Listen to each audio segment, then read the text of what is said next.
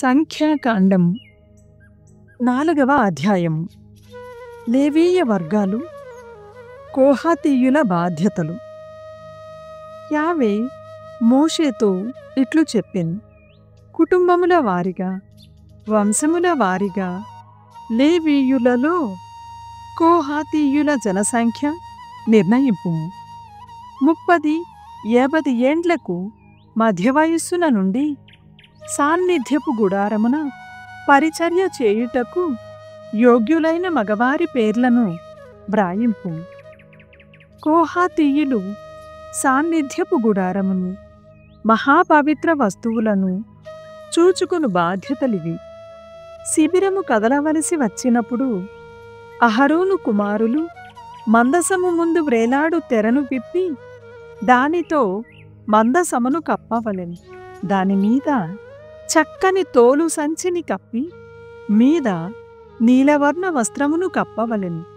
అటు పిమ్మట మందసము కడియములలో మోతకర్రలను దూర్చవలెను. దేవునికి రొట్టెను అర్పించు బల్ల మీద నీల వస్త్రము కప్పి దానిమీద పాత్రలు, సాంబ్రాణి, గిన్నెలు, సమర్పణ పాత్రలు, ద్రాక్షాసారాయపు కూజాలు ఉంచవలెను. నిత్యార్పణముగా సమర్పించు రొట్టెను కూడా దానిమీదనే ఉంచవలెను. వీని మీద ఎర్రని వస్త్రమును కప్పి పైన చక్కని తోలుపట్టను కప్పి తరువాత బల్ల వలయములలో మోతకర్రలు దూర్చవలెను. నీల వస్త్రముతో దీపస్తంభమును, దాని దీపములను, వత్తులను, పళ్ళెరములను, తైలపాత్రములను కప్పివేయవలెను. దీపస్తంభమును, దాని పరికరములను చక్కని తోలు పట్టీతో కప్పివేసి మోత పలకల మీద ఉంచవలెను. బంగారు పీఠము మీద నీల వస్త్రము కప్పి మీద చక్కని తోలు పట్టను పరుపవలెను. తరువాత దానికి మోతకర్రలు దూర్పవలెను. పరిశుద్ధ స్థలమున వాడు ఇతర పరికరములను అన్నిటినీ ప్రోగుచేసి నీల వస్త్రముతో కప్పి చక్కని తోలు పట్టను మీద పరచి మోత పలక మీద ఉంచవలెను. బలిపీఠము మీద నుండి బూడిదను తొలగించి ఎర్రని వస్త్రమును కప్పవలెను. దానిమీద పూజా సామగ్రిని, నిప్పు పళ్ళెరములు, కొక్కీలు, నెత్తురు చల్లు పళ్ళెరములు, పాత్రలు ఉంచవలెను. వానిమీద చక్కని తోలు పట్టను కప్పవలెను. అటు పిమ్మట దానికి మోతకర్రలు దూర్చవలెను. శిబిరము కదులునప్పుడు అహరోను అతని కుమారులు వచ్చి పరిశుద్ధ వస్తువులను, వాని పరికరములను కప్పివేసిన పిదపగాని కోహాతీయులు వానిని మోసుకొని వెళ్ళకూడదు. కోహాతీయులు పరిశుద్ధ వస్తువులను చేతితో ముట్టరాదు, ముట్టినచో చత్తురు. గుడారము కదులునప్పుడెల్లా కోహాతీయులు చేయవలసిన పనులు ఇవియే. అహరోను కుమారుడు ఎలియాజరు గుడారమునంతటినీ చూచుకోవలెను. దీపముల నూనె, సాంబ్రాణి, సమర్పణపు రొట్టెలు, అభిషేక తైలము, గుడారము, పరిశుద్ధ వస్తువులు, వాని ఉపకరణములు, వీనిని అన్నింటినీ అతడే చూచుకోవలెను. యావే మోషే అహరోనులతో ఇట్లు చెప్పెను: ఈ పరిశుద్ధ వస్తువుల దగ్గరకు వచ్చి కోహాతీయులు ప్రాణములు కోల్పోకుందురుగాక. అహరోను అతని కుమారులు గుడారములోనికి పోయి కోహాతీయులలో ఒక్కొక్కడు ఏమి చేయవలెనో, ఏమి మోసుకొని రావలెనో వివరించి చెప్పవలెను. అప్పుడు వారికి ప్రాణాపాయం ఉండదు. కాని కోహాతీయులు గుడారములోనికి పోయి యాజకులు పరిశుద్ధ వస్తువులను ప్రయాణమునకు సిద్ధము చేయుచుండగా చూచెదరేని తప్పక చత్తురు. గెర్షోనీయుల బాధ్యతలు. యావే మోషేతో ఇట్లు చెప్పెను: కుటుంబముల వారీగా, వంశముల వారీగా గెర్షోనీయులను లెక్కవేయుము. 30-50 ఏండ్లకు మధ్య వయస్సు ఉండి గుడారమున పరిచర్య చేయుటకు యోగ్యులైన మగవారి పేర్లను వ్రాయింపుము. వారి బాధ్యతలు, వారు మోసుకొని పోవలసిన వస్తువులు ఇవి: సాన్నిధ్యపు గుడారము లోపలి కప్పుబట్టలను, వెలుపలి కప్పుబట్టలను, దానిమీద తోలు కప్పడమును, దాని ప్రవేశ స్థలమున వ్రేలాడు తెరను, ఆవరణము తెరలను, వాని త్రాళ్లను, ఆవరణ ప్రవేశ స్థలమున వ్రేలాడు తెరలను, ఈ పరికరములను అమర్చుటకు వలసిన వస్తువులను వారు మోసుకుని రావలెను.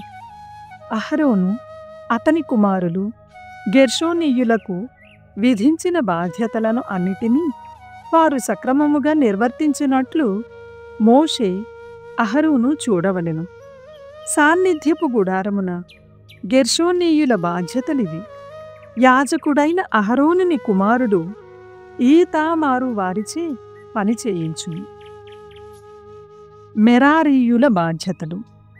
యావే మోషేతో ఇట్లు చెప్పెను, మెరారీయులను వంశముల వారిగా, కుటుంబముల వారిగా లెక్కింపుము.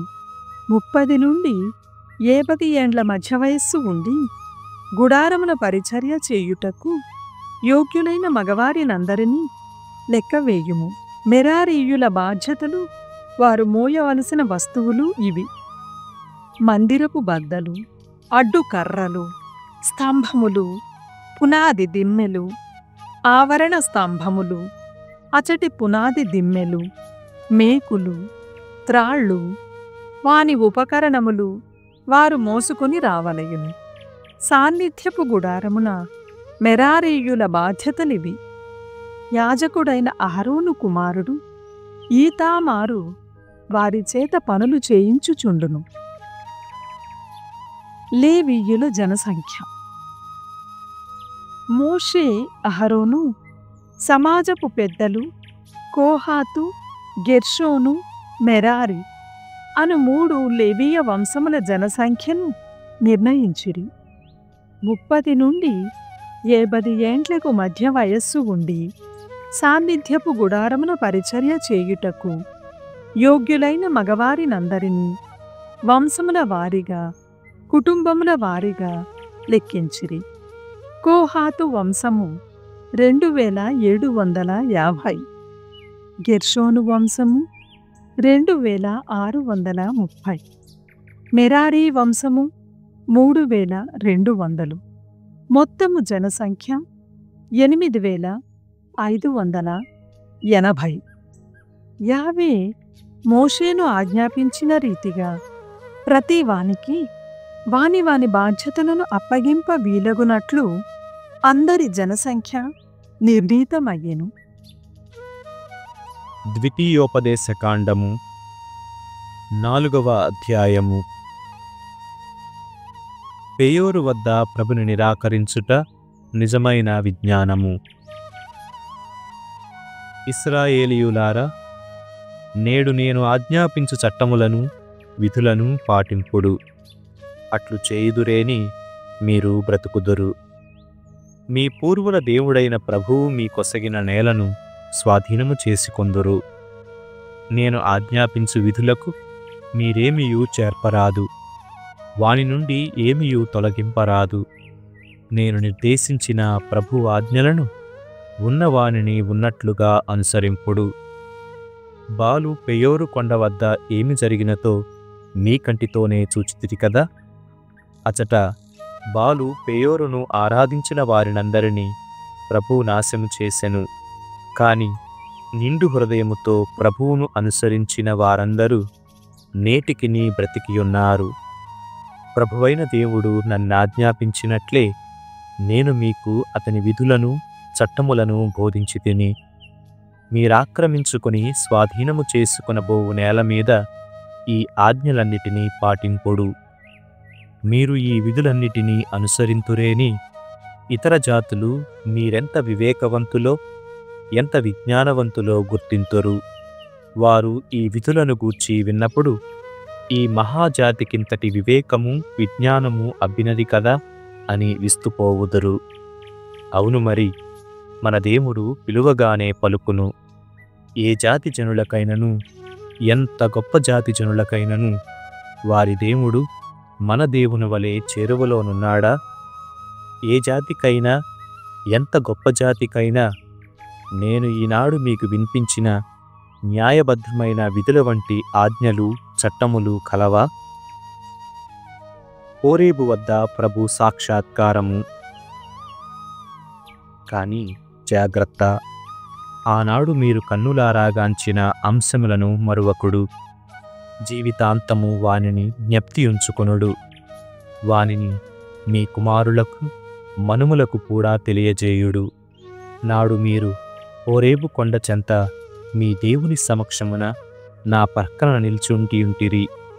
అప్పుడు ప్రభు నాతో, నీవు ప్రజలను ప్రోగుచేయుము, వారికి నా ఆజ్ఞలను బోధింతును.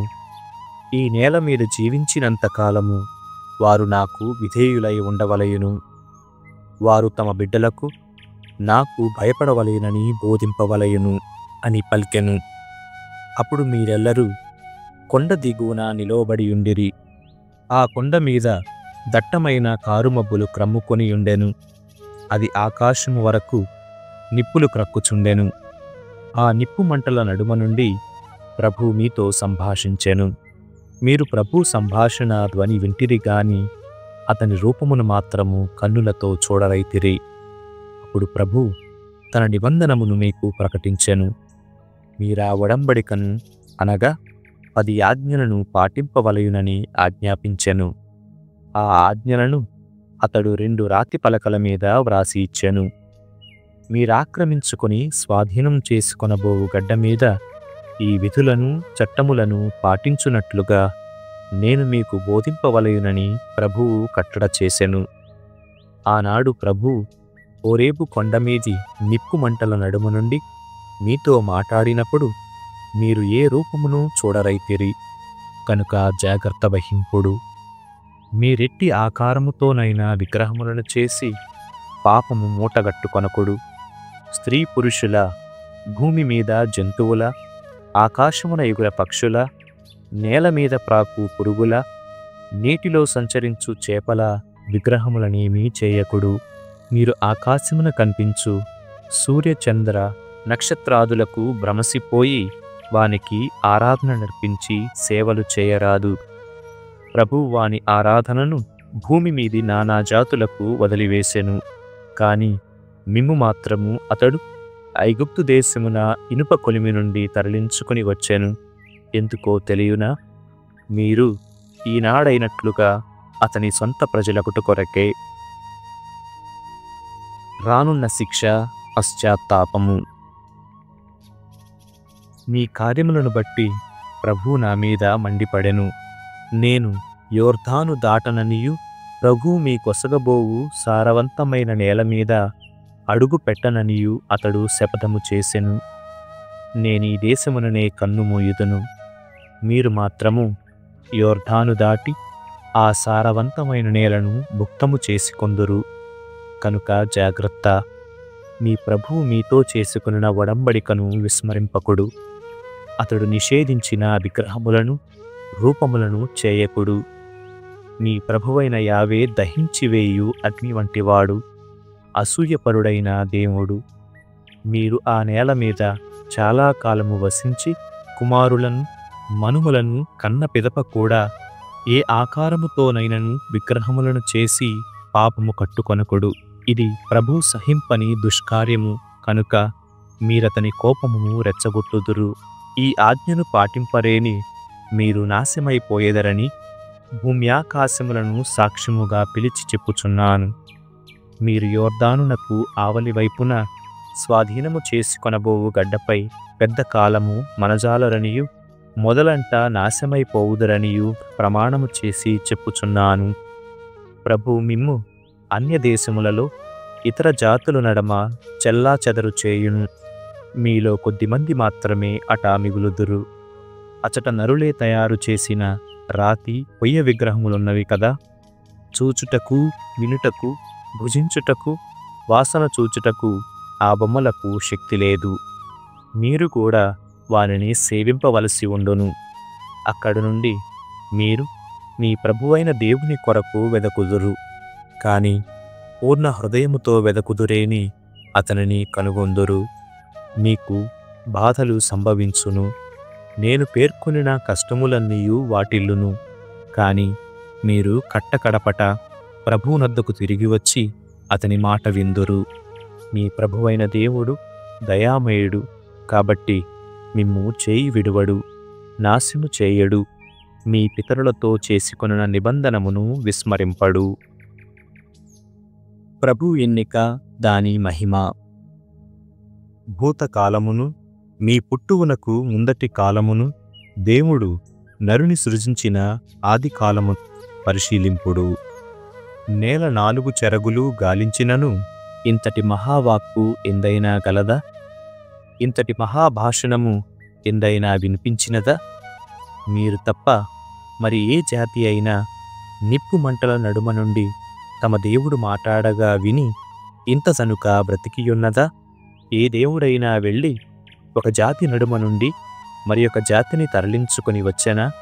కాని మీరు కన్నులారా చూచుచుండగానే మీ దేవుడు పరీక్షలతో, అద్భుతములతో, సూచన క్రియలతో, యుద్ధముతో, మహాబల సామర్థ్యములతో, భయంకర కార్యములతో మిమ్ము ఐగుప్తు నుండి తోడ్కొని వచ్చెను గదా.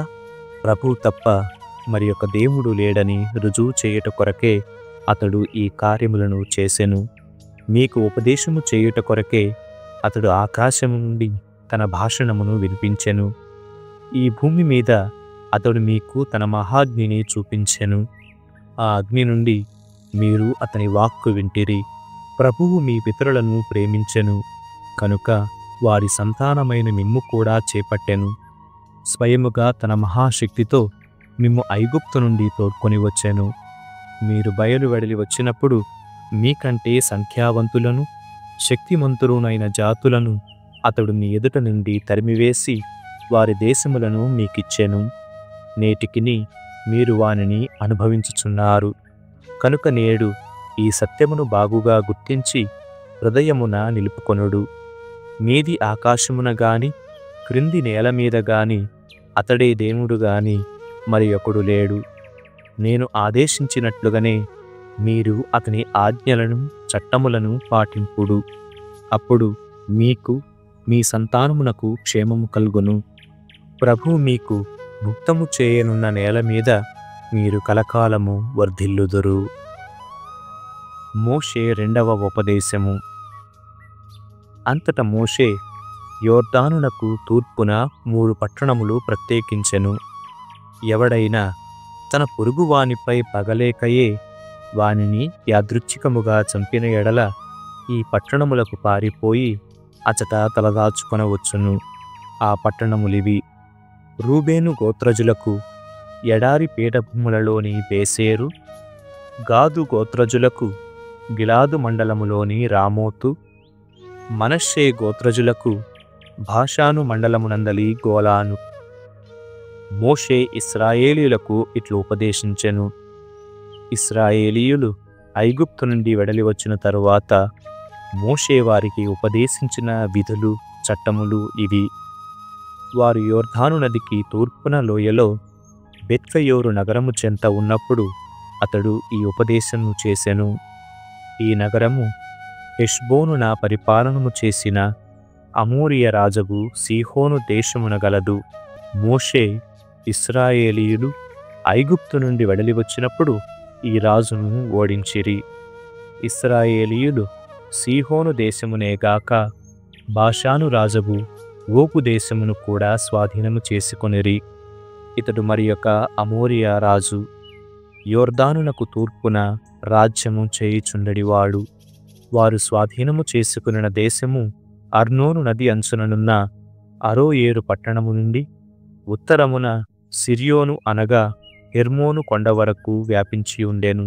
మరియు యోర్దానుకు తూర్పుననున్న భాగము కూడా మృత సముద్రము వరకును పిస్గా కొండల వరకును ఈ దేశముననే చేరియుండెను. 88వ కీర్తన.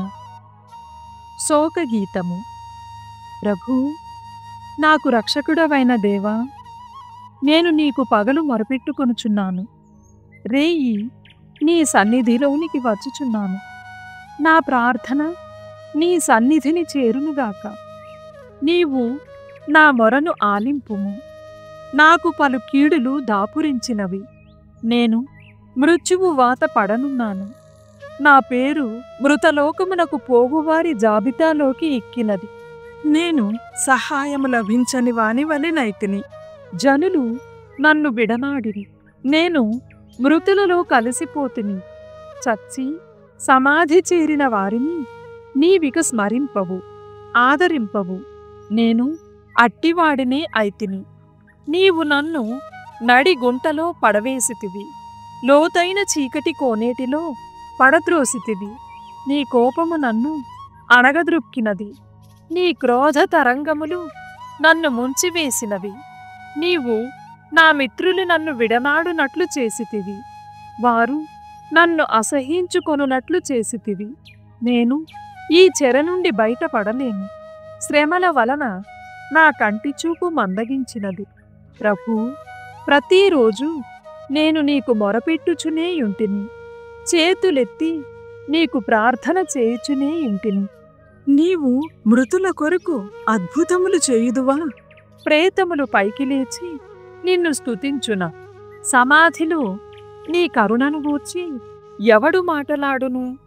వినాశ స్థలములో నీ విశ్వసనీయతను ఎవడు ఒగ్గడించును? చీకటిలో నీ అద్భుతములను ఎవరు గుర్తింతురు?